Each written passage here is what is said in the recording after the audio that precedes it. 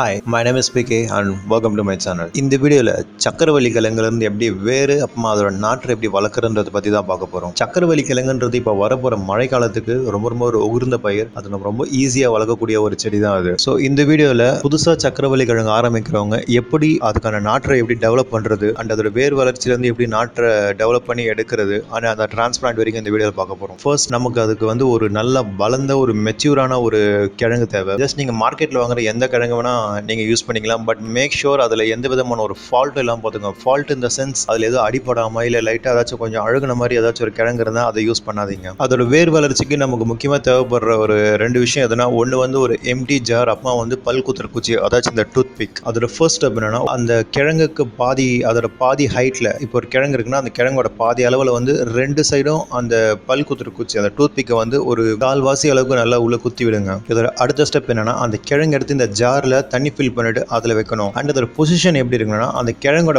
பாதி வந்து தண்ணிக்குள்ளேயும் மீதி பாதி வந்து மேலேயும் இருக்கணும். அதுக்காக தான் அந்த கரெக்டாக அந்த பொசிஷனில் பேலன்ஸ் பண்ணுறதுக்காக தான் நம்ம இந்த டூத் பிக் இதில் குத்தி வைக்கிறோம். அண்ட் இதுக்கான ரீசன் என்னன்னா, அந்த கீழ் பாதியில் இருக்க தண்ணிக்குள்ளே இருக்க கிழங்குலேருந்து வேறும் அண்ட் அந்த மேல் பகுதியில் இருக்க அந்த கிழங்குலேருந்து நாற்றுக்குள்ள முளைச்சி வரும். இந்த ரூட் டெவலப்மெண்ட்ன்றது ஒரு 2 டேஸ்லேருந்து ஆரம்பிச்சு மேக்ஸிமம் ஒரு 10 டேஸ் வரைக்கும் அந்த ரூட் டெவலப்மெண்ட்டோட ஃபர்ஸ்ட் ஸ்டேஜ் கம்ப்ளீட் பண்ணும். ஸோ அந்த ஃபர்ஸ்ட் 10 டேஸ்க்கு அப்புறம் அப்டேட் தான் இது. நீங்கள் பார்க்கலாம் இதில் அந்த ரூட்ஸ்லாம் எந்த அளவுக்கு கரெக்டாக வளர்ந்து இருக்குன்றது. அந்த ரூட் நோட் அப்படின்னு ஒரு விஷயம் அதில் இருக்கும். அதுலேருந்து தான் இந்த ரூட்ஸ் வளரும். அண்ட் அதுக்கு மேலே வந்து அந்த ஸ்டெம் நோட்னு ஒரு விஷயம் இருக்கும். அதுலேருந்து அந்த நாற்றுகள் வளர்ந்து வரும். அண்ட் எக்ஸாக்டாக அடுத்து ஒரு 25 டேஸ்க்கு அப்புறம் அந்த கிழங்குலேருந்து அந்த நாற்றுகள் வளர ஆரம்பிக்கும். அண்ட் ஒன்ஸ் அகெயின் நீங்கள் இதில் பார்க்கலாம் அந்த ஸ்டெம் நோட் அந்த பாயிண்ட்லேருந்து ஒரு நாற்றுகளாக வளர்ந்துருக்கு. அண்ட் அந்த ரூட்ஸும் நல்லா மெச்சூராக டெவலப் ஆகியிருக்கு. இது வந்து one of the easiest way இந்த கிழங்குலேருந்து வேறையும் நாற்றுகளையும் டெவலப் பண்ணுறதுக்கு.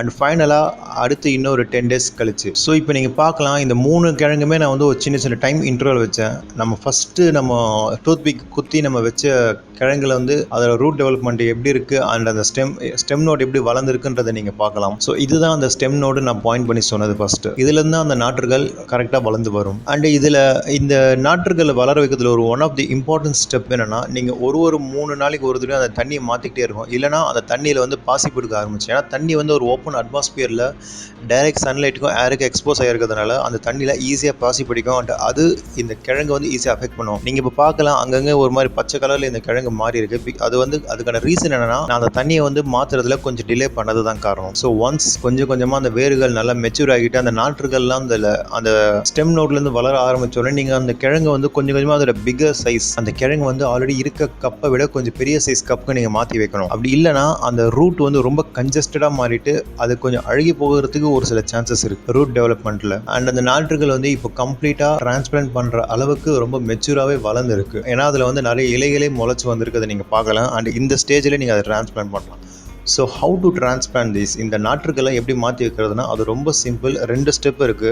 ஒன்று வந்து அந்த வேரோட நீங்கள் அந்த ஸ்டெம்ஸை கரெக்டாக தனியாக பிரித்து எடுக்கலாம். அப்படி எடுக்கிறப்போ முடிஞ்ச அளவுக்கு அதில் கொஞ்சம் ஓரளவுக்கு வேர் நல்லா அட்டாச் ஆகிருக்க மாதிரி பார்த்துக்கோங்க. ஸோ இப்படி பண்ணுறப்போ நம்மளுக்கு ரொம்ப கரெக்டாக தெரியும். அண்ட் செகண்ட் ஸ்டெப் எப்படின்னா, நீங்கள் அந்த வேர் இருக்கா இல்லையெல்லாம் பார்க்க தேவையில்லை. நீங்கள் ஜஸ்ட் அந்த நாற்றுகள் வரைக்கும் அந்த கிழங்கு மேல் பகுதியிலேருந்து பிரிச்சிருங்க. ஏன்னா மேல் பகுதியில் அந்த வேர்கள் இருக்காது. இது நீங்கள் டைரெக்டாக கொண்டு போய் அதோட ஃபைனல் லொக்கேஷனில் நீங்கள் டிரான்ஸ்பிளான்ட் பண்ணலாம். பட் ஆனால் நான் இதை இப்போதைக்கு ஒரு 3 இன்ச் கப்பில் தான் டிரான்ஸ்பிளான்ட் பண்ணுறேன். அதுக்கான ரீசன் என்ன, எனக்கு பர்சனலாக இது இன்னும் கொஞ்சம் வளர்ந்தா பெட்டராக இருக்கும்னு தோணுது. ஸோ இந்த கப்பில் இது இன்னொரு 10 டேஸ்க்கு இது இப்படியே இருக்கும். இதுலேருந்து இன்னும் நல்லா மெச்சூராகி வளர்ந்ததுக்கு அப்புறமா அதை வந்து நான் ஃபைனல் ஸ்டேஜில் மாற்றி வச்சுப்பேன். இந்த வேர் வளர்ந்த நாற்றுகளை நீங்கள் இப்படி மாற்றி வைக்கணுன்ற அவசியம் கிடையாது. பட் ஆனால் வேர் வளராமல் நீங்கள் டைரெக்டாக நீங்கள் கிழங்கோட மேல் பகுதியிலேருந்து எடுத்த அந்த நாற்றுகளை வந்து நீங்கள் இந்த மாதிரி மாற்றி வைக்கிறது ஒரு சின்ன அட்வான்டேஜ் தான். ஒன்ஸ் ரூட் டெவலப் ஆச்சுன்னா அது புதுசாக கொண்டு போகிற லொக்கேஷனுக்கு ஈஸியாக அடாப்ட் ஆகிட்டு அது நல்லா வளர. அண்ட் இந்த டிரான்ஸ்பிளான்ட் பண்ண இந்த நாற்றுகளை வந்து நீங்கள் ஒரு டைரக்ட் சன்லையோ இல்லை ஒரு பார்ஷியலான ஷேட்லேயோ கூட வைக்கலாம். எங்கே வச்சாலும் இது ரொம்ப அழகாகவே வளர்ந்து வர ஆரம்பிக்கும்.